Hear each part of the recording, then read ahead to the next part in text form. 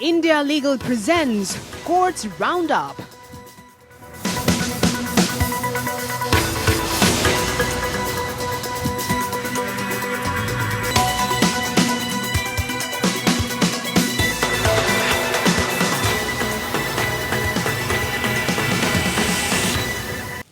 नमस्कार, मैं हूं मीनाक्षी। कोर्ट्स राउंडअप में आपका स्वागत है। इस बुलेटिन में अगले आधे घंटे हम आपको कोर्ट से जुड़े तमाम छोटी बड़ी खबरों से रूबरू कराएंगे।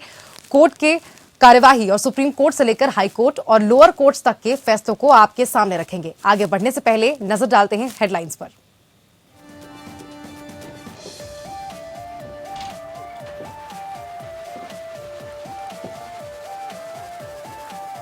दिल्ली में ट्रैक्टर रैली मामले पर सुप्रीम कोर्ट ने कहा, कानून व्यवस्था का मामला पुलिस का है, हम नहीं लेंगे मामले पर फैसला। 20 जनवरी को होगी अगली सुनवाई। अखिल भारतीय बार परीक्षा नियम 2010 को चुनौती देने वाली एक याचिका पर सुप्रीम कोर्ट ने बार काउंसिल ऑफ इंडिया से मांगा जवाब। याचिका में बीसीआई की शक्तियों पर उठाए गए हैं सवाल। सुशांत केस पर मीडिया ट्रायल पर बॉम्बे हाई कोर्ट ने जताई नाराजगी, कहा प्रेस काउंसिल की गाइडलाइन का हो पालन। वेब सीरीज तांडव पर बैन लगाने का मामला पहुंचा पटियाला हाउस कोर्ट। कलाकारों पर आपराधिक केस दर्ज करने के लिए याचिका दाखिल।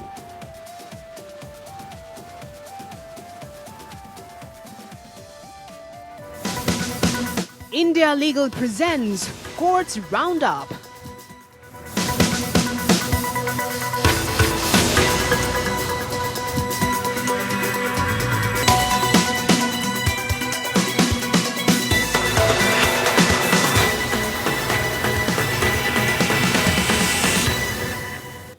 तो चलिए खबरों की शुरुआत करते हैं। किसानों के 26 जनवरी को दिल्ली में ट्रैक्टर रैली करने के मामले पर सुप्रीम कोर्ट में सोमवार को सुनवाई टल गई है।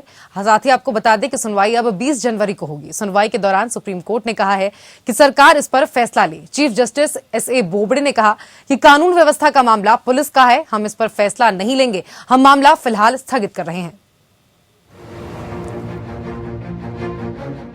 दिल्ली में प्रदर्शनकारी किसानों के प्रस्तावित ट्रैक्टर रैली पर सुप्रीम कोर्ट में सुनवाई हुई।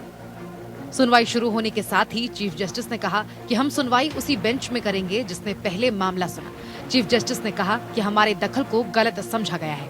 कोर्ट में सुनवाई के दौरान सबसे पहले बीकेयू लोक शक्ति के वकील एपी सिंह ने दलीलें रखी। एपी सिंह ने कहा कि हमें शांति से रामलीला मैदान में बैठने की इजाजत दी जाए।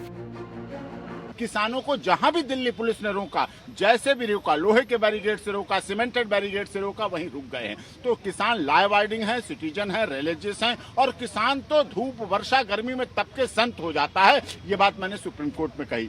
और केस की अगली सुनवाई परसों होगी। माननीय सर्वोच्च न्यायालय में केस को एडजर्न करते हुए कहा कि परसों होगी, और उन्होंने अटॉर्नी जनरल को भी कहा है कि जो बातें मैंने कही हैं, जो तथ्य रखे हैं, इनमें क्या है, क्या सच्चाई, जो हमने रिप्लाई फाइल किया है, जो रिप्लाई दिया है, उसमें सारी बातें रखी गई हैं, और ये बात हुई।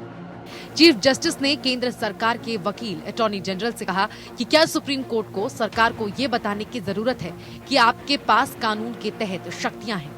सुनवाई के दौरान सुप्रीम कोर्ट ने कहा कि दिल्ली में प्रवेश का सवाल कानून व्यवस्था के विषय है और दिल्ली में कौन आएगा या नहीं, इसे दिल्ली पुलिस को तय करना है। सुप्रीम कोर्ट ने कहा कि प्रशासन को क्या करना है और क्या नहीं, ये कोर्ट नहीं तय करेगा। वहीं केंद्र सरकार की ओर से पेश अटॉर्नी जनरल के वेणुगोपाल का कहना है कि किसानों की ट्रैक्टर रैली अवैध होगी और इस दौरान दिल्ली में 5000 लोगों के प्रवेश की संभावना है। सीजेआई एसए बोबड़े ने अटॉर्नी जनरल को बताया कि आप कानून के तहत सभी शक्तियों का आह्वान करने के लिए स्वतंत्र हैं। इस बिंदु पर अटॉर्नी जनरल ने अदालत से अनुरोध किया कि वो इस आशय का एक आदेश पारित करें कि इससे हमारे हाथ मजबूत होंगे। सीजेआई ने एजी से कहा कि अब भारत संघ चाहता है कि अदालत कहे कि आपके पास कानून के तहत शक्तियां हैं। एजी ने जवाब दिया, हम एक अभूतपूर्व स्थिति का सामना कर रहे हैं। एजी ने ये भी बताया कि कोर्ट इस तरह का आदेश पारित कर सकता है क्योंकि पूरे मामले को कोर्ट ने उठाया है। जवाब में सीजेआई ने स्पष्ट किया कि न्यायालय ने पूरे मामले को नहीं उठाया है और वो केवल विरोध के पहलुओं से निपट रहा है। अदालत के हस्तक्षेप को गलत समझा गया है, सीजेआई ने टिप्पणी की। दिल्ली पुलिस द्वारा दायर आवेदन में कहा गया है कि ये सुरक्षा एजेंसियों के संज्ञान में आया है कि विरोध करने वाले व्यक्तियों संगठनों के एक छोटे समूह ने गणतंत्र दिवस पर ट्रैक्टर ट्रॉली वाहन मार्च करने की योजना बनाई है और ये मार्च परेड को परेशान करने और बाधित करने के साथ साथ कानून और व्यवस्था की स्थिति को बिगाड़ने के लिए तैयार किया गया है, जिससे राष्ट्र को शर्मिंदा होना पड़ सकता है। शीर्ष न्यायालय से गणतंत्र दिवस पर निर्धारित इस तरह के विरोध मार्च को रोकने के लिए एक निषेधाज्ञा पारित करने के लिए निर्देश मांगे गए हैं। सीजेआई ने कहा है कि इस मामले की सुनवाई बुधवार को की जाएगी, क्योंकि सोमवार को एक अलग बेंच सुनवाई कर रही है। जस्टिस एल नागेश्वर राव और जस्टिस विनीत सरन सोमवार को सीजेआई के साथ बैठे थे। न्यायमूर्ति एएस बोपन्ना और न्यायमूर्ति वी रामा सुब्रमण्यम उस पीठ में न्यायाधीश थे, जिन्होंने 12 जनवरी को विरोध प्रदर्शनों को लेकर आदेश पारित किया था। ये मामला 20 जनवरी तक स्थगित कर दिया गया है। 12 जनवरी को शीर्ष अदालत ने कृषि कानून के क्रियान्वयन पर रोक लगा दी थी, ये देखने के बाद कि केंद्र अपनी वार्ताओं में सफल नहीं हुआ है। अदालत ने बातचीत के लिए एक समिति का भी गठन किया था, जिसका किसान संगठनों ने विरोध किया था। किसान संगठनों का कहना था कि समिति के सभी सदस्य सरकार के समर्थक हैं। वहीं समिति के सदस्य भूपिंदर सिंह मान ने खुद को इस समिति से अलग कर लिया है। Bureau report. चलिए आगे बढ़ेंगे। सर्वोच्च न्यायालय ने अखिल भारतीय बार परीक्षा नियम 2010 को चुनौती देने वाली एक याचिका में बार काउंसिल ऑफ इंडिया से जवाब तलब किया है। अपने आदेश में काउंसिल ने कहा है कि अदालतों में वकालत करने के लिए एक अधिवक्ता को ऑल इंडिया बार परीक्षा या AIBE को उत्तीर्ण करना अनिवार्य है। इसके खिलाफ याचिका दाखिल की गई थी और काउंसिल ऑफ इंडिया की शक्तियों पर सवाल किए गए थे।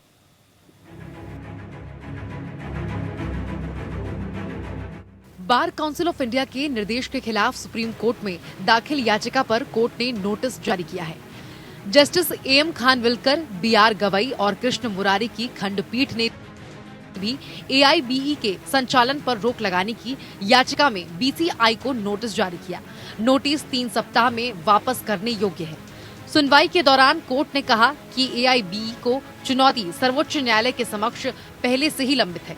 याचिकाकर्ता के वकील ने तर्क दिया है कि मुद्दा ये था कि क्या AIBE को BCI की ओर से शक्ति की अनुपस्थिति में इस तरह की परीक्षा आयोजित करने के लिए रखा जा सकता है। वहीं बेंच ने सहमति व्यक्त की और इसीलिए AIBE पर रोक के लिए अंतरिम प्रार्थना वाली याचिका में BCI की प्रतिक्रिया मांगी। याचिका में प्रैक्टिस के लिए नामांकन के बाद की आवश्यकता को पूरा करने के लिए BCI के अधिकार पर सवाल उठाया गया था। याचिकाकर्ता ने AIBE 2021 को 24 जनवरी और 13 मार्च को आयोजन के संबंध में BCI द्वारा 21 दिसंबर 2020 को जारी अधिसूचना को चुनौती भी दी थी। याचिकाकर्ता ने सवाल उठाते हुए पूछा था कि क्या बार काउंसिल ऑफ इंडिया के पास नामांकन पूर्व या नामांकन के बाद परीक्षा की योग्यता को संरक्षित करने की शक्ति है, क्योंकि 18 मार्च को 3 जजों की बेंच ने संविधान पीठ को प्रैक्टिस के मुद्दे पर केस भेजा था और ये अभी भी लंबित है। याचिका में कहा गया कि मामले में वी सुधीर बनाम BCI और अन्य में सुप्रीम कोर्ट ने बार काउंसिल के प्रशिक्षण नियम 1995 को खारिज कर दिया था। इस फैसले में कहा गया था कि BCI अधिवक्ता अधिनियम 1961 के प्रावधानों का उल्लंघन कर अधीनस्थ नियमों के अनुसार अधिवक्ताओं पर अतिरिक्त शर्तें नहीं लगा सकते हैं। सुप्रीम कोर्ट के Indian council of legal and बनाम BCI के एक अन्य फैसले में ये माना गया कि BCI अधिवक्ता अधिनियम 1961 की धारा 49(1) AG के तहत उम्र के आधार पर अधिवक्ताओं पर प्रतिबंध लगाने के लिए कोई नियम नहीं बना सकता है और वो ऐसा नियम बनाने की शक्ति से परे है। याचिकाकर्ता का तर्क है कि AIBE नियम 2010 उपरोक्त मिसालों में सिद्धांत के खिलाफ है। याचिकाकर्ता ने अधिवक्ता अधिनियम के 1973 के संशोधन को भी चुनौती दी है। याचिका में बार परीक्षा पर अन्य देशों के नियमों का भी हवाला दिया गया है।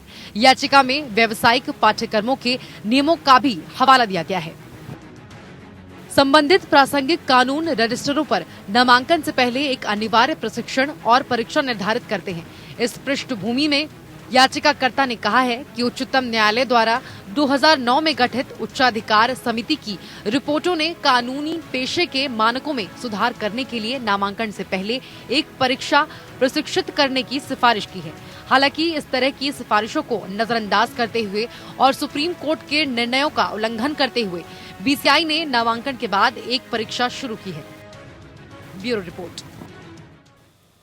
पालघर लिंचिंग मामले की जांच सीबीआई या फिर एनआईए से कराने की याचिका पर सुप्रीम कोर्ट 17 फरवरी के लिए टाल दी गई है। आपको बता दें कि सोमवार को सुनवाई के दौरान महाराष्ट्र सरकार के वरिष्ठ अधिवक्ता आर बसंत ने जस्टिस अशोक भूषण की अध्यक्षता वाली पीठ को बताया कि इस मामले में ट्रायल कोर्ट में चार्जशीट दाखिल कर दी गई है। वहीं याचिकाकर्ता की ओर से कहा गया कि इस मामले की सुनवाई होनी चाहिए। वहीं बेंच ने एक याचिकाकर्ता के अनुरोध पर सुनवाई को 17 फरवरी के लिए टालते हुए कहा कि सब पक्षकार तैयारी पूरी करें और अतिरिक्त दस्तावेज दाखिल करें। इसके बाद आगे सुनवाई टाल नहीं जाएगा।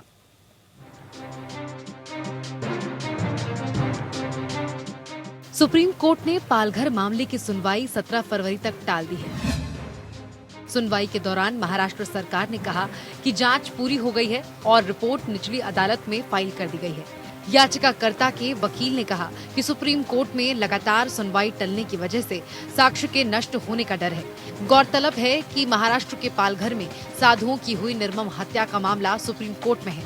महाराष्ट्र सरकार ने शीर्ष अदालत में नई स्टेटस रिपोर्ट दाखिल की थी। राज्य सरकार ने कहा कि 15 पुलिस वालों के वेतन में कटौती की सजा दी गई है।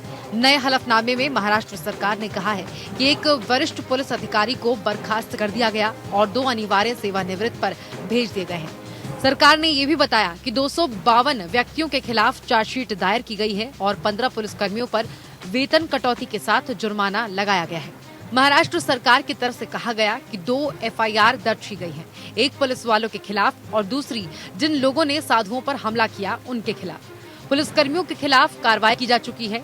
चार्जशीट दाखिल की गई है जिसे सुप्रीम कोर्ट के सामने रखा गया है। महाराष्ट्र सरकार के हलफनामे पर दूसरी पार्टियों को जवाब दाखिल करने के लिए 2 हफ्ते का समय दिया गया है। उसके बाद महाराष्ट्र सरकार याचिकाकर्ता के हलफनामे पर अपना जवाब 2 हफ्ते में दाखिल करेगी।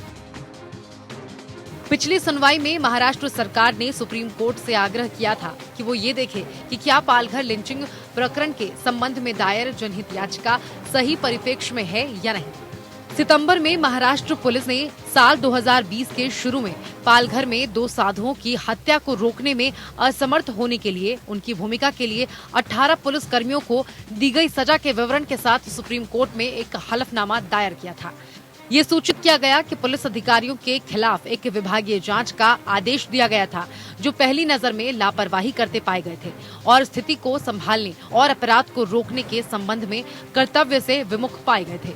राज्य पुलिस ने अदालत को आगे बताया था कि विभागीय जांच समाप्त होने के बाद 27 जुलाई 2020 को 6 पुलिसकर्मियों को कारण बताओ नोटिस जारी किए गए थे। उनके जवाब पर विचार करने के बाद 18 अधिकारियों को दंडित करने वाला अंतिम आदेश 21 अगस्त को जारी किया गया था। Bureau report. सुप्रीम कोर्ट ने चारधाम यात्रा सड़क परियोजना को जनवरी के अंतिम सप्ताह में सुनवाई के लिए सूचीबद्ध किया है और इस बीच सड़क की चौड़ाई 5.5 मीटर रखने का अंतरिम आदेश भी जारी किया है।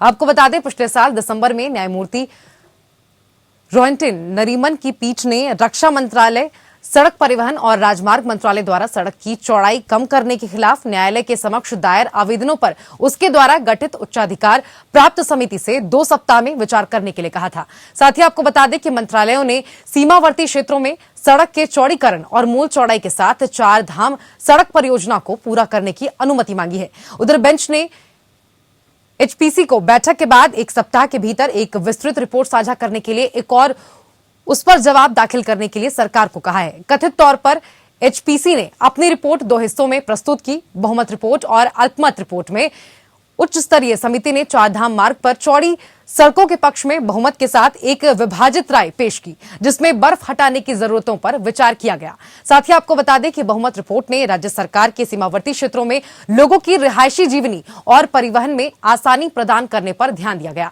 मंत्रालय ने बताया है कि कोर्ट द्वारा नियुक्त एचपीसी के 26 सदस्यों में से 21 सदस्य भारत चीन सीमा क्षेत्रों के साथ सैन्य बलों की आवाजाही को आसान बनाने और स्थानीय समुदायों के लिए बेहतर सुविधाएं सुनिश्चित करने के लिए व्यापक सड़क के पक्ष में है।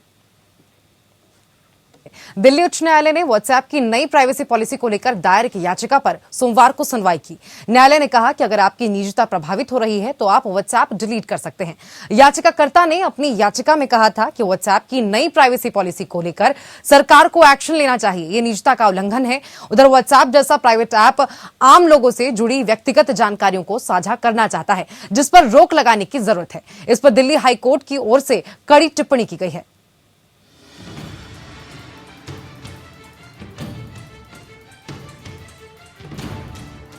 दिल्ली उच्च न्यायालय ने व्हाट्सएप की नई प्राइवेसी पॉलिसी को लेकर दायर एक याचिका पर सुनवाई की। याचिकाकर्ता ने अपनी याचिका में कहा था कि व्हाट्सएप की नई प्राइवेसी पॉलिसी को लेकर सरकार को एक्शन लेना चाहिए, ये निजता का उल्लंघन है। व्हाट्सएप जैसा प्राइवेट ऐप आम लोगों से जुड़ी व्यक्तिगत जानकारियों को साझा करना चाहता है, जिस पर रोक लगाने की जरूरत है। इस पर दिल्ली हाईकोर्ट की ओर से कड़ी टिप्पणी की गई। न्यायालय ने कहा कि ये प्राइवेट ऐप है, अगर आपकी निजता प्रभावित हो रही है तो आप व्हाट्सएप डिलीट कर दीजिए। न्यायालय ने कहा कि क्या आप मैप या ब्राउजर इस्तेमाल करते हैं, उसमें भी आपका डेटा शेयर किया जाता है। फेसबुक और व्हाट्सएप पर सुनवाई करते हुए हाईकोर्ट ने कहा कि क्या आपको पता है कि सिर्फ व्हाट्सएप ही नहीं बल्कि दूसरे ऐप्स भी आपका डेटा कलेक्ट करते हैं। अगर आप गूगल मैप्स का इस्तेमाल करते हैं तो आपको पता होना चाहिए कि वो ऐप भी आपका डेटा जमा करता है। व्हाट्सएप की प्राइवेसी नीति को लागू करने के खिलाफ एक वकील ने दिल्ली हाईकोर्ट में याचिका लगाई है। याचिका में कहा गया है कि ये संविधान द्वारा दिए गए मौलिक अधिकार के खिलाफ है, इसलिए हम इस मामले में चाहते हैं कि कड़ा कानून बने। यूरोपीय देशों में इसको लेकर कड़े कानून हैं, इसलिए व्हाट्सएप की पॉलिसी वहां पर अलग है और भारत में कानून सख्त न होने के कारण आम लोगों के डेटा को थर्ड पार्टी को शेयर करने पर ऐसे ऐप को कोई दिक्कत नहीं है। अदालत में व्हाट्सएप की ओर से मुकुल रोहतगी ने दलील की। उन्होंने कहा कि इसका इस्तेमाल पूरी तरह से सुरक्षित है और लोगों की निजता पर ध्यान रखा जा रहा है। दो दोस्तों की आपसी बातचीत को किसी भी थर्ड पार्टी को नहीं शेयर किया जाएगा। ये सिर्फ व्हाट्सएप बिजनेस से जुड़े ग्रुप के लिए है, जिसमें डेटा और रुचि को देखकर उसे बिजनेस के लिए इस्तेमाल किया जाएगा। व्हाट्सएप की नई पॉलिसी के बाद सरकार ने भी कंपनी को ये आदेश दे दिया है कि वो किसी भी हालत में यूजर्स का डेटा शेयर नहीं करेगी और न ही थर्ड पार्टी ऐप्स के साथ इसको लेकर कोई डील करेगी, क्योंकि व्हाट्सएप लगातार विवादों में चल रहा है। कंपनी को अब तक अपनी पॉलिसी के चलते काफी ज्यादा नुकसान उठाना पड़ा है। ऐसे में व्हाट्सएप ने ये साफ कर दिया है कि वो किसी के साथ भी यूजर्स का डेटा शेयर नहीं करता है और न ही यूजर्स का लोकेशन या किसी और चीज को ट्रैक करता है। Bureau report. चलिए आगे बढ़ेंगे। दिल्ली उच्च न्यायालय भारतीय दिवालिया और शोधन अक्षमता कोड 2016 यानी कि आईबीसी की धारा 10A को चुनौती देने वाली याचिका में नोटिस जारी किया गया है। आपको बता दें, कानून व्यक्तियों और व्यक्तिगत गारंटियों के खिलाफ दिवालिया कार्यवाही की अनुमति देता है। मुख्य न्यायाधीश DN पटेल और न्यायमूर्ति ज्योति सिंह की खंडपीठ ने केंद्र सरकार और भारतीय दिवालिया और शोधन अक्षमता बोर्ड से जवाब मांगा। याचिकाकर्ता ने कहा कि हालांकि संशोधन का उद्देश्य कोविड-19 से प्रभावित संस्थानों को राहत प्रदान करना था, धारा 10A ये विचार करने में विफल है कि व्यक्तिगत गारंटर समान रूप से महामारी से प्रभावित हुए हैं। पिछले महीने याचिकाकर्ता को भारतीय दिवाला और शोधन अक्षमता कोड के नियम 7(1) नियम 2019 के तहत जेंडर फाइनेंस प्राइवेट लिमिटेड की ओर से एक नोटिस प्राप्त हुआ था। सेक्शन 7(1) कॉर्पोरेटर देनदारों के लिए व्यक्तिगत गारंटियों की दिवाला समाधान प्रक्रिया से संबंधित है। याचिकाकर्ता ने कहा कि मांग गलत है और अस्थिर है। इससे भारतीय दिवाला और शोधन अक्षमता अधिनियम 2020 की संवैधानिक वैधता को चुनौती दी है, जिसमें धारा 10A को प्रतिपादित किया गया है। साथ ही आपको बता दें कि दलील में कहा गया कि संशोधन पूर्ण रूप से असंवैधानिक है, क्योंकि ये कॉर्पोरेटर देनदारों और व्यक्तिगत गारंटरों के बीच बिना किसी उचित औचित्य और समझदारी के भेदभाव के बीच संविधान के अनुच्छेद 14 और 21 का उल्लंघन करता है। याचिकाकर्ता ने प्रस्तुत किया है कि यद्यपि संशोधन का उद्देश्य कोविड-19 से प्रभावित संस्थानों को राहत प्रदान करना था, धारा 10A ये विचार करने में विफल है कि व्यक्तिगत गारंटर समान रूप से महामारी से प्रभावित हुए हैं।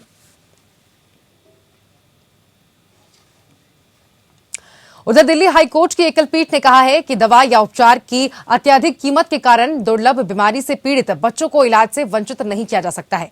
DMD नामक दुर्लभ बीमारी से पीड़ित बच्चों के इलाज के लिए दायर 2 याचिका पर जस्टिस प्रतिभा M सिंह की पीठ ने यह टिप्पणी की है। कोर्ट ने दोनों याचिकाओं पर एक सामान्य फैसला देकर भारत संघ और केंद्रीय स्वास्थ्य और परिवार कल्याण मंत्रालय को निर्देश जारी किया कि दुर्लभ रोगों के लिए मसौदा स्वास्थ्य नीति 2020 के क्रियान्वयन को जल्द से जल्द अंतिम रूप दिया जाए। याचिकाकर्ता ने दलील दी थी कि उपचार में अत्यधिक कीमतों के कारण सरकार को पीड़ितों को मुफ्त इलाज मुहैया कराना चाहिए, क्योंकि दुर्लभ बीमारी मसौदा नीति के तहत बखूबी आती है, जो वर्तमान में परामर्श चरण में है। उधर न्यायालय ने भारत संघ को मसौदा नीति को लागू करने और अधिसूचित करने का निर्देश दिया और इस बीच याचिकाकर्ताओं के सफल उपचार के लिए चंदे पर भी विचार किया है। साथ ही आपको बता दें कि डीएमडी नामक दुर्लभ बीमारी से पीड़ित 2 बच्चों के प्राकृतिक अभिभावकों द्वारा याचिका दायर की गई थी। याचिकाकर्ताओं के अनुसार बीमारी की दुर्लभता के कारण इसकी दवा का निर्माण अमेरिका की एक कंपनी साप्टा थेरायुक्ट्स द्वारा किया जाता है। आपको बताते चलें कि भारत में यह दवा प्रयोगात्मक चरण में है। याचिकाकर्ताओं ने दवा के महंगे दामों से व्यथित होकर याचिका दायर की थी, जिसमें भारत संघ स्वास्थ्य और परिवार कल्याण मंत्रालय से यह सुनिश्चित कराने के लिए निर्देश मांगे गए थे कि याचिकाकर्ताओं को मुफ्त इलाज दिया जाए, क्योंकि वे नहीं महंगी दवा का इंतजाम कर सकते हैं। ऐसे में एक याचिका में सरकार ने हलफनामा दिया था कि जिसमें कहा गया था कि दुर्लभ रोगों के लिए एक मसौदा स्वास्थ्य नीति 2020 में जारी की गई है, जो अभी परामर्श के चरण में है। यह भी कहा गया कि 2017 की पूर्व नीति सरकार द्वारा लागू नहीं की गई थी। और अधिवक्ता आदर्श हमारे साथ और ज्यादा बातचीत के लिए जुड़ गए हैं। आदर्श, आज बच्चों के इलाज से जुड़ी याचिका में क्या कुछ सुनवाई करते हुए हाईकोर्ट की ओर से कहा गया है? इस मामले में दिल्ली हाईकोर्ट ने कहा कि दवा के उपचार की अधिक कीमत के कारण दुर्लभ बीमारी से पीड़ित बच्चों को इलाज से वंचित नहीं किया जा सकता है।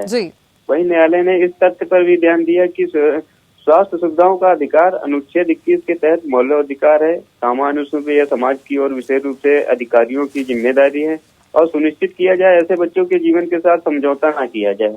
वहीं कोर्ट ने याचिकाओं पर एक सामान्य फैसला देकर भारत संघ और केंद्रीय स्वास्थ्य और परिवार कल्याण मंत्रालय को निर्देश जारी किया कि दुर्लभ रोगों के लिए मसौदा स्वास्थ्य नीति 2020 के कार्यान्वयन को जल्द से जल्द अंतिम रूप दें।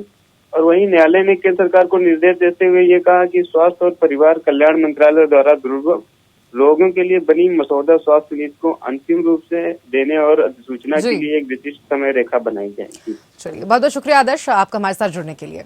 और आपको बता दें कि दिल्ली के पटियाला हाउस कोर्ट में तांडव वेब सीरीज के एक्टर्स सैफ अली खान, डिम्पल कपाड़िया और सुनील ग्रोवर सहित 32 फिल्मी हस्तियों पर आपराधिक मुकदमा दर्ज करने के लिए याचिका दाखिल की गई है। हिंदू सेना की तरफ से कोर्ट में अर्जी दाखिल की गई है। अर्जी में वेब सीरीज में हिंदू देवी देवताओं का उपहास उड़ाने और समाज में जातिवाद को बढ़ावा दिए जाने का आरोप लगाया गया है। मामले पर पटियाला हाउस कोर्ट 23 जनवरी को सुनवाई करेगा। वहीं Amazon Prime India head of original content Aparna Purohit, Tandav web series के डायरेक्टर अली अब्बास जफर, प्रोड्यूसर हिमांशु कृष्णा मेहरा और राइटर गौरव सोलंकी और अन्य के खिलाफ लखनऊ की हजरतगंज कोतवाली में एक एफआईआर दर्ज कराई गई है। एक्टर सुशांत सिंह राजपूत मामले की मीडिया कवरेज और मीडिया ट्रायल पर बॉम्बे हाईकोर्ट में सुनवाई हुई। साथ ही आपको बता दें कि सुनवाई के दौरान हाईकोर्ट ने कई महत्वपूर्ण बातें कही है। हाईकोर्ट ने सुशांत की मौत पर मीडिया ट्रायल पर नाराजगी जाहिर की है और प्रेस काउंसिल ऑफ इंडिया के दिशा निर्देशों के पालन की बात भी कही गई है। साथ ही आपको बताते चले कि एक्टर सुशांत सिंह राजपूत की मौत मामले में कई लोगों ने बॉम्बे हाईकोर्ट में मीडिया ट्रायल को रोकने के लिए एक याचिका दायर की थी। सुनवाई के दौरान बॉम्बे हाईकोर्ट ने माना कि किसी भी केस की जांच के दौरान मीडिया ट्रायल उसकी जांच को काफी ज्यादा प्रभावित करता है। उधर कोर्ट ने कहा है कि जब तक कोई नई गाइडलाइन नहीं आ जाती है, तब तक मीडिया को सुसाइड केस में प्रेस काउंसिल ऑफ इंडिया की गाइडलाइन का पालन करना चाहिए। उधर कोर्ट ने यह भी माना कि टाइम्स नाउ और रिपब्लिक टीवी की रिपोर्ट प्रथम दृष्टया कोर्ट की अवमानना थी, लेकिन वो इस बार कोई एक्शन नहीं लेंगे। और इसी के साथ फिलहाल कोर्ट्स राउंडअप में बस इतना ही। देश दुनिया की तमाम खबरों के लिए आप देखते रहिए APN. India Legal presents Courts Roundup.